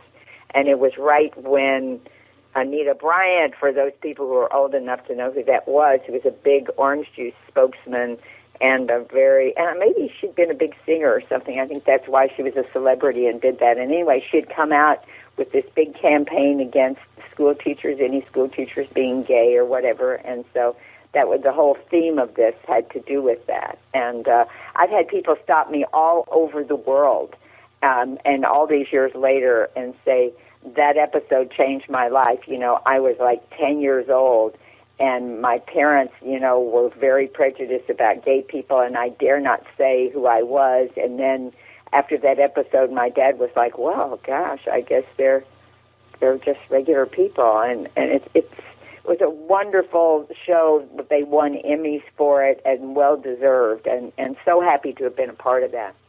I watched it a few days ago, and it still holds up really well, and I think it's still relevant for today's times. There's still a lot of prejudiced people out there that just don't get it. Yes, there are. I'm not sure, although as this guy said, it really changed his parents' viewpoint, but I think people who are in their bones so prejudiced, I don't know what's going to change that. Unless, somebody in their family turns out to be gay, and then they have to deal with it, although sometimes the person in your family is gay and you don't deal with it. You just never speak to them again. So, well, hopefully shows like that episode of All in the Family and many episodes of Quantum Leap might educate people or at least get them thinking about their beliefs. Yeah, hopefully. I mean, there's been so much change over these years, in so many areas, gay and the whole African-American experience and everything that, although there's a lot of, as you say, a lot of folks who are still prejudiced and so forth, but there has been a lot of progress. Probably due in part a lot to people seeing stuff like this and being able to talk about it and not just keeping quiet on the subject. Yes, I think that's, and the other thing is, and so important, is people who are not prejudiced having the courage to speak up when they're talking to their friend, who it turns out is prejudiced, instead of just being quiet and just letting it go by. People who have the courage to speak up and say, well, hey, what are you talking about? And I don't feel that way. I think that makes a big difference. I like that. That makes a lot of sense. And I think that's why everything seems to be getting better, I hope. Well, I remember when Martin Luther King was assassinated, and I was living in Norman, Oklahoma at the time. And I had been in Dallas when Kennedy was assassinated. But when Martin Luther King was assassinated, I remember writing an editorial to the newspaper there saying, that I had been at parties where bigoted people would, take off against the black community. And I would just, not want to make fuss and et cetera, and just kind of blend into the woodwork. And I just said, this will never happen again. I'm never going to just stand there when somebody is saying something and not speak up. Because when you don't speak up, you're just nodding assent. They just assume you agree. Very true and very brave to do that also, especially back then. Well, it's still always hard to be in a group where everybody else says yes and you're saying no, or vice versa. You were born in Dallas, Texas, right? I was. So, like you said... my kids were all born there, too, so... although we've been, gone from there for many years. Being in Dallas or Texas when the president got assassinated, what was that like for you? Oh, well, it was a horrible day for Dallas. Couldn't believe it. Although, at that point in time, Dallas was... Well, Adlai Stevenson had been there some months before, and he'd been, how people are holding placards, this thing, signs, that say whatever, and somebody had hit him on the head with one of those signs. And there were those of us who were uneasy and did not think it was a good idea for Kennedy to come, because it was just very, very hateful at that time. And so, we left shortly after that. I was happy to move away. I've been back since then, and I love Dallas, and my family is there, but it was a dark time. Such a horrible thing would happen. Nothing like that had ever happened on U.S. soil. You just can't believe that. Yeah, it still affects people to this day, and it happened over 50 years ago now. Yeah. Quantum Leap actually does a 2-part episode dealing with the assassination of Kennedy. Did you ever see that? I think I did, but my memory is totally dim on it on this day. I don't remember anything about it. A lot of people might remember you from Joe. Could you tell us a little bit about the movie from 1970? Well, that was a long time ago. You're saying all my oldest credits. That was another movie about prejudice. And that was a very exciting thing that happened. I was living in New York then. I got this part in this movie that everybody associated with it thought, well, this is a movie no one is ever going to see, because it was an independent movie that cost, about 25 cents to make. And I think we each got paid a nickel. But the movie came out, and the movie was successful.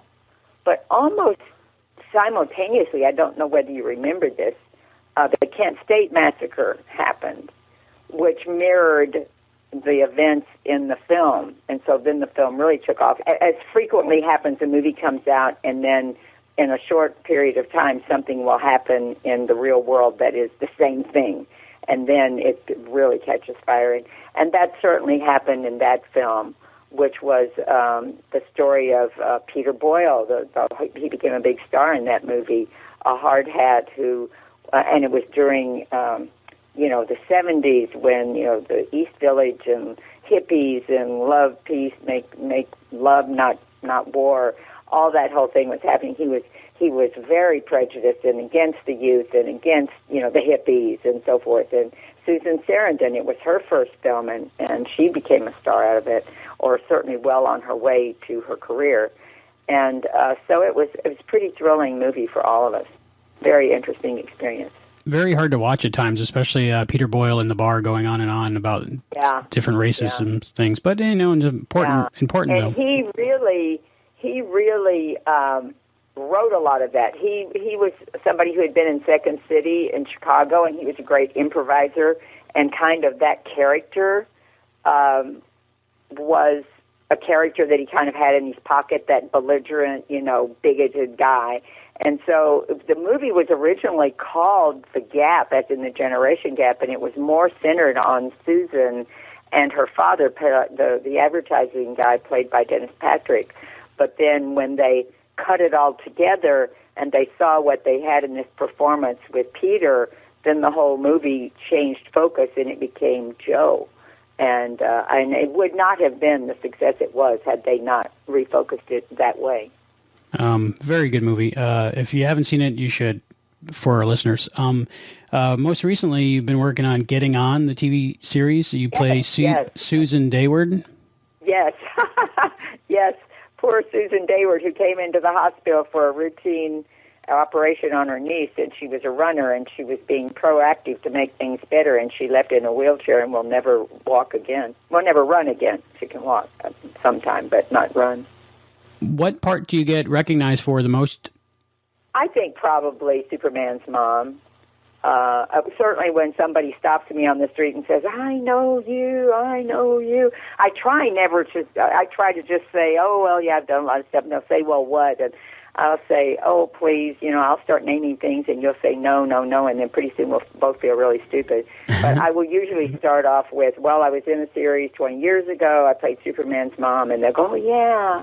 But a lot of people recognize me from a series I did for Tyler Perry. Meet the Browns, that's what it was called. People recognize me from that, which is surprising to me because I wore all kinds of wigs, and I played this old big star who's in this retirement home, and I'm it's kind of like a Norma Desmond type. I'm constantly caught in all of my old movies and, doing movie lines, and oh my God, I had the most wonderful wardrobe. I had all these clothes from like the 40s that they had, that I got to wear, and I just come into another scene for no particular reason, in a ball gown or something. So I'm always surprised when people recognize me from that. I did about 20 episodes of that show, so a lot of people recognize me from that. I've not seen that one, but it sounds good. I want to check it out. I was on the first couple of seasons and then not on anymore, but I loved the part I had. I got to wear great clothes and be totally outrageous. And I did an episode on there with Rue McClanahan. You should YouTube see if you can find that someplace, because that was a really good episode. She played my sister. Oh, wow. That would be good. I'm going to check that one out. So many parts you've had deal with issues like, gay or lesbian, racism, different things like that. Do you search those parts out, or does it just happen to come along? Oh, I think that just happens. They writers are looking for something interesting to write about, looking for conflict. And, so I've gotten some of those. But, when I was on The Closer, so many things that haven't been like that. It's just that some really, really good ones have been. I'm doing a play right now that's in Los Angeles, so I don't know, how many of your listeners are from Los Angeles, called RX, as in prescription, and it's at a small theater called the Lost Studio, and we play until the end of February.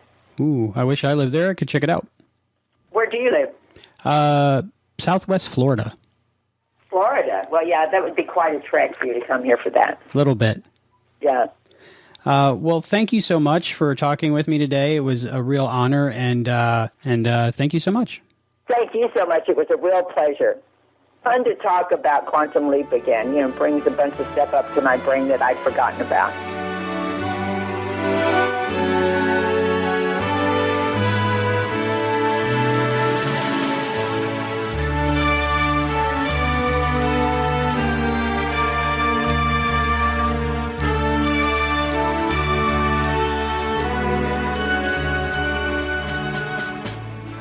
So this one does it all. She's an actress. She's an author. She's still working.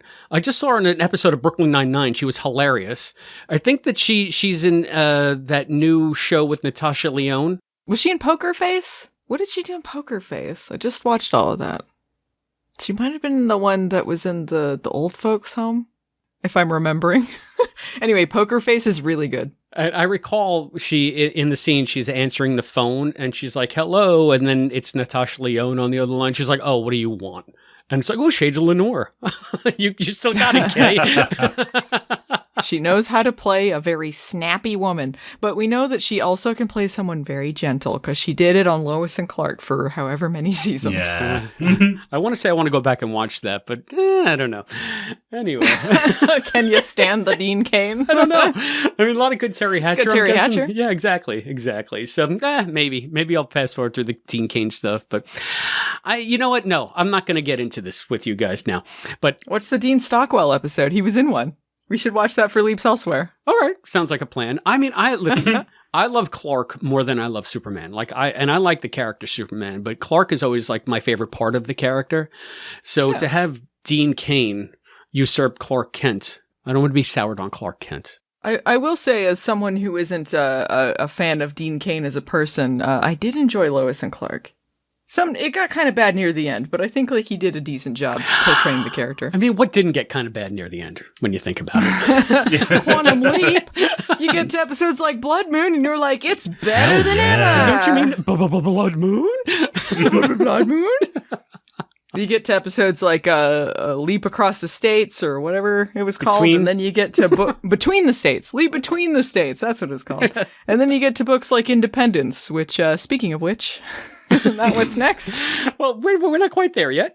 I completely skipped over feedback. We forgot some feedback because, speaking of books, feedback, we can use that as a segue because we did get some good feedback on Odyssey. I wanted to read it. Now, this is once again from our patron, Michael Gleason. Speaking of Patreon news, we have no new patrons. So come on, step up, people. We need some new patrons. Anyway, our existing patron, Michael Gleason, wrote to us last time when we were talking about Double or Nothing. And I don't usually have the same respondent on like 2 shows in a row, but he had such great things to say about Odyssey, which was the book that we reviewed in the last episode.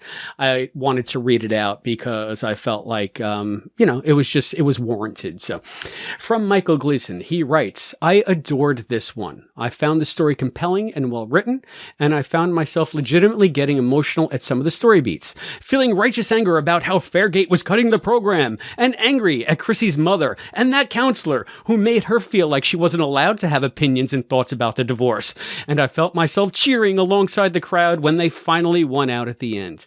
I can't recall any other Quantum Leap novel causing that reaction in me, so kudos to Barbara Walton. I didn't see the Tina twist coming at all, despite the fact that they mentioned Chrissy Martinez. It just never clicked for me.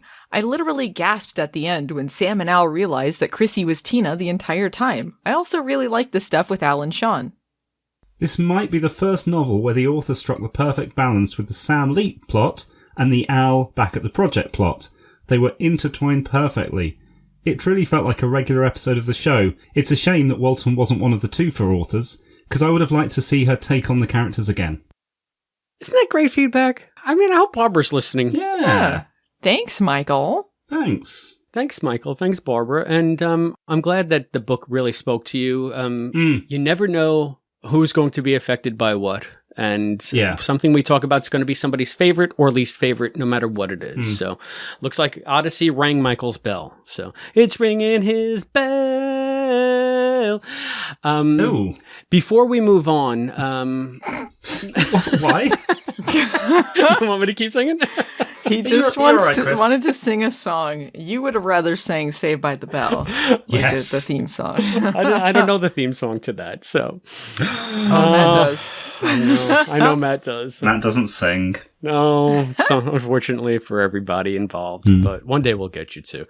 We had been going back and forth, Matt and Albie and me, regarding Comic-Con, because Albie went to Comic-Con and he saw a lot of the Quantum Leap stuff there. And at the time, he was ready to go see everybody from the new series, but then the strike happened and Comic-Con basically went without any of the media guests. It was all just comic book guests. So there was still a Quantum Leap experience to be had there, and Albie went through it. So we'll be bringing you an episode of the podcast where we discuss that with Albie at some point in the near future. I think you guys are also working on a giant YouTube video on that, right? Well, yeah, Albie's trying to pull a lot together. It seems to be very ambitious, but he's got a bunch of footage and he's got a bunch of people interested in talking about it. So I really hope that comes off. But one way or the other, there'll be something for sure. It was very unfortunate that Albie went with one set of expectations and those were dashed because of what's going on with the strike. But just speaking of expectations, we were tagged in a Twitter thread by Dean Georgaris, who is the executive producer of Quantum Leap, or the co-executive producer and the showrunner. And I guess he wants this information to get out there because people were concerned after what's going on with the strike about the fate of season 2. And as we've discussed on the show before, they've already produced a number of episodes, and this is officially from Dean's Twitter account.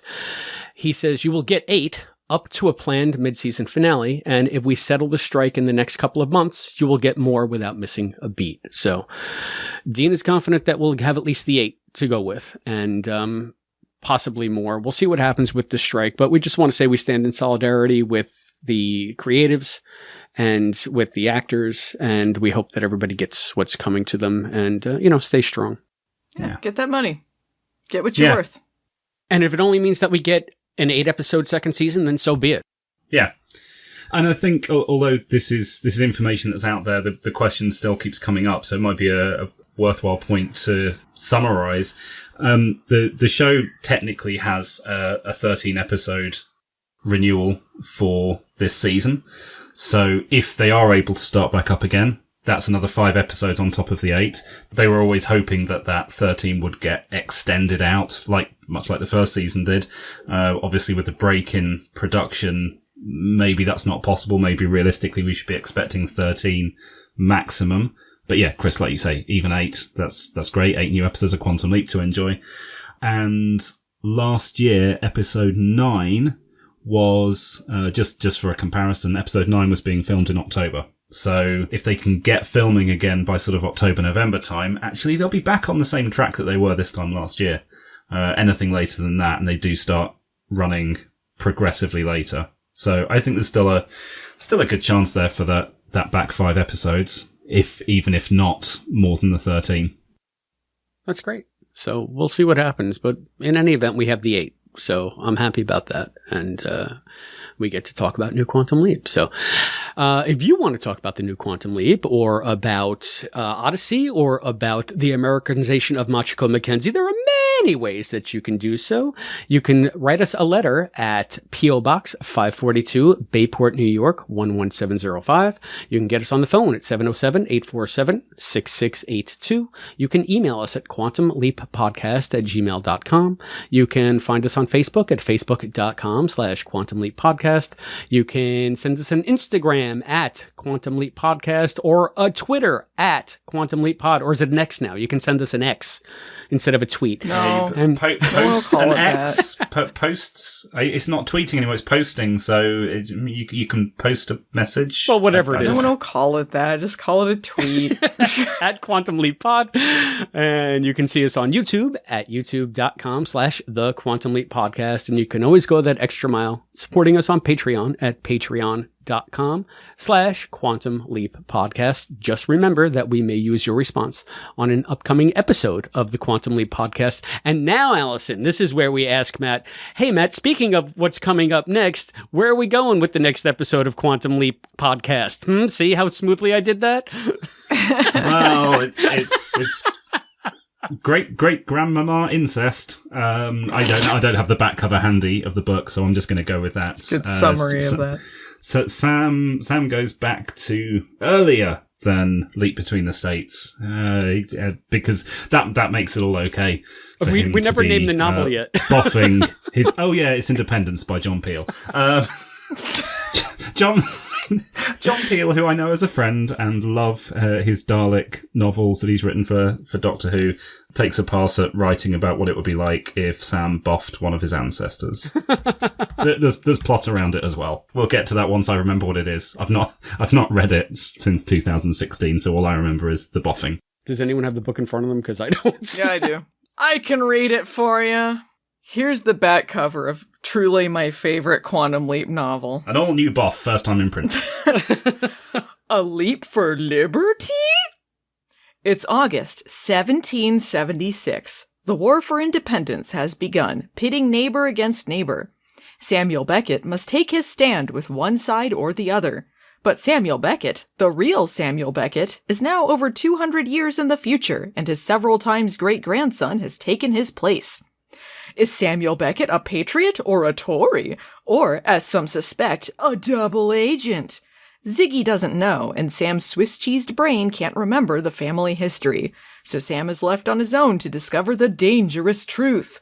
Quantum Leap Independence, an all-new adventure, first time in print. Wow. Sounds awesome. Look, Sam wants to get with his great-great-great-great-whatever grandma. He's going to spend a lot of this book wanting to get with his great-great-great-great-whatever grandma. Mm-hmm. There's a lot of things happening in this book. I've done a video on this book. No offense to John Peel, I'm not a fan of this book. So it's going to be interesting. Well, I, for one, cannot wait to reread it, and I cannot wait to reread it thinking of everything that you're going to say about everything I'm rereading it as I reread it. Man. So it's going to be amazing. I bet you guys don't like it either. We'll see. I have vague memories of it, so it's going to be a trip in any event. I'm looking forward to it, and until that time, I have been Christopher DeFilippis. I've been Allison Pregler. And I've been Matt Dale. And we will see you with Sam's great whatever grandmother. Just keep adding greats on and it's okay. Because it was so great boffing her. Thank you for joining us for this episode of the Quantum Leap podcast, hosted by Allison, Matt, and Chris, with voice talent and contributions from Hayden McQueenie and Zoe Dean. To support the show, please go to patreon.com/quantumleappodcast.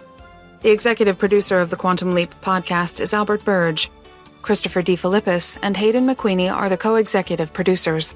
Special thanks to our producers, Harold Sullivan, Glenda Palma, Chris, a.k.a. Brackmang, Mike Covert, Jeff Kiska, Craig Riedler, Cosplay Dad, Charles Allen Gossard, and Morgan Felden. The thoughts expressed on this podcast are those of the individual and do not necessarily represent those of the Quantum Leap podcast, its partners, or affiliates. The Quantum Leap universe and all it contains is the property of Belisarius Productions and Universal Television. The Quantum Leap podcast is not affiliated with Belisarius Productions or Universal Television, and no copyright infringement is intended. The Quantum Leap podcast is a Barren Space production.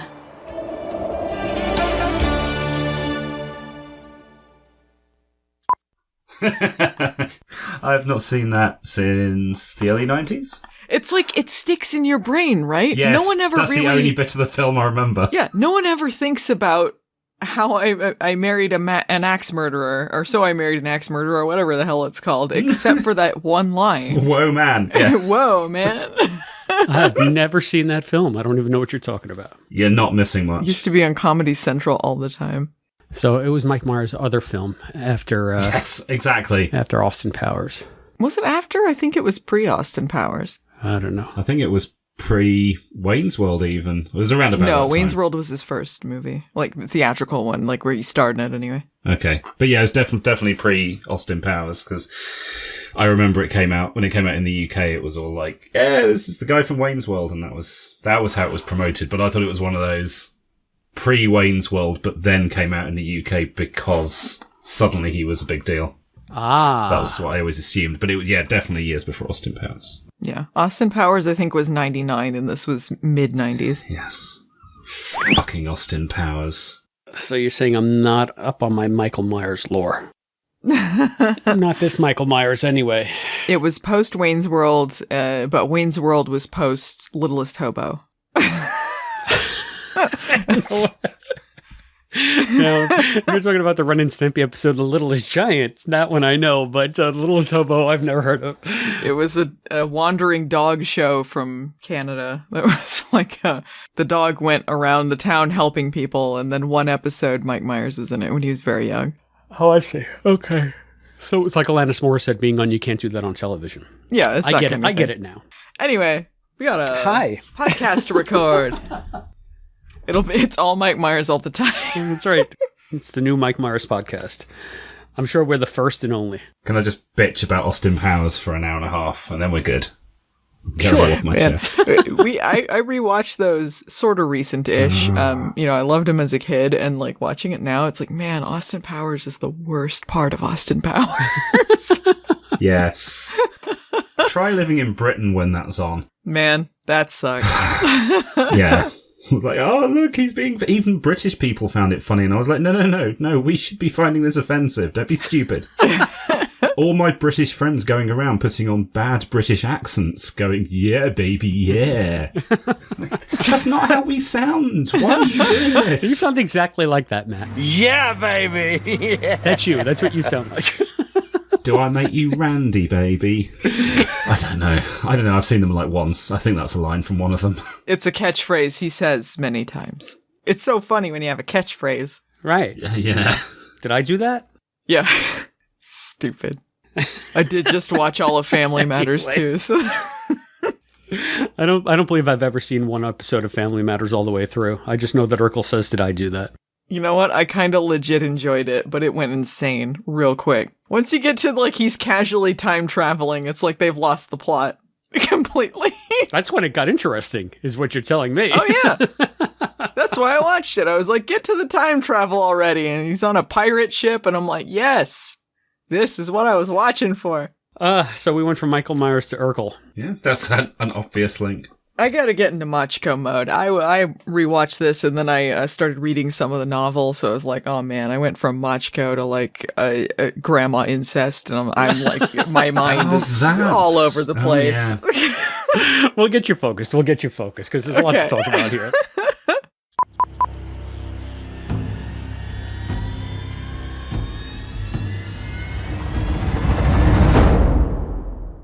You just want to stroke it, don't you?